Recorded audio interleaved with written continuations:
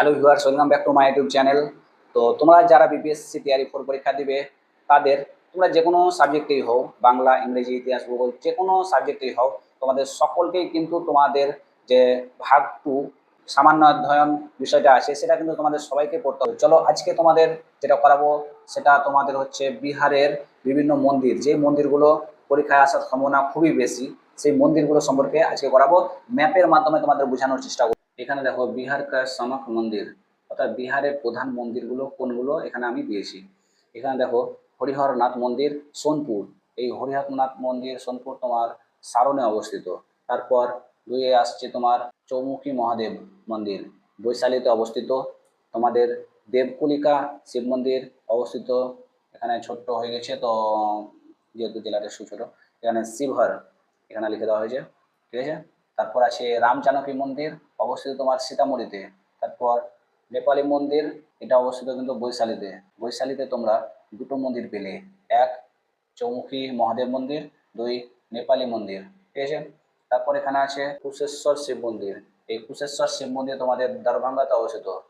তারপর দেখো এখানে সিংহেশ্বর স্থল, এই সিংহেশ্বর স্থলটা তোমার মধ্যপুরাতে অবস্থিত। তারপর উগ্রতারা মন্দির, উগ্রতারা মন্দির অবস্থিত সহরসাতে।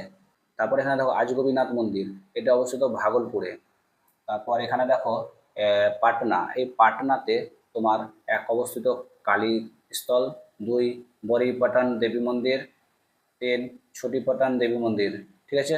তারপর এখানে যেটা তোমার রাম জানকী মন্দির আছে, এটা সীতামঢ়ীতে অবস্থিত, অর্থাৎ রাম জানকী মন্দির এটা অবস্থিত সীতামঢ়ীতে। এটা একটু ইম্পর্টেন্ট আছে, এটা একটু ভালো করে মনে রাখবে। এখানে দেখো অহিরাওলি মন্দির, মাতা অহিল্লাকা মন্দির, অর্থাৎ মাতা অহিল্লা মন্দির আছে এখানে, এটা হচ্ছে বক্সর, বক্সরে অবস্থিত। তারপর আছে ভালুনি ধাম, এই ভালুনি ধাম অবস্থিত রোহতাসে। তারপর সূর্য মন্দির, এই সূর্য মন্দির তোমাদের হয়ে যাবে ঔরঙ্গাবাদে। গয়াতে কোন কোন মন্দির অবস্থিত? মহাবোধি মন্দির, বিষ্ণুপদ মন্দির, চৌবারকা শিব মন্দির অর্থাৎ চৌরের শিব মন্দির। তারপর এখানে দেখো চামুন্ডা মন্দির, এই চামুন্ডা মন্দির হয়ে যাবে তোমার নবাদাতে অবস্থিত।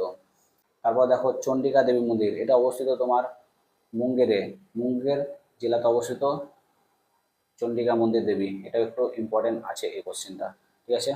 আর এই যে এখানে মন্দির, এখানে পিকচার তোমাদের দিয়েছি, এটা হচ্ছে বিষ্ণুপদ মন্দির, মন্দির বিষ্ণুপদ মন্দির, এটা গয়াতে অবস্থিত। এই যে বিষ্ণুপদ মন্দির, ভেরি ভেরি ইম্পর্টেন্ট কোশ্চেন।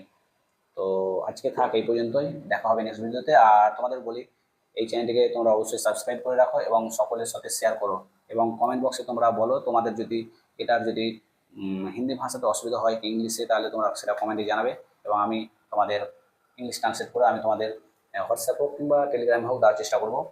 তো তোমরা ভিডিওটিতে বেশি করে শেয়ার করবে যাতে আমি তোমাদের ভিডিও বানাতে খুব আগ্রহী হই। ধন্যবাদ।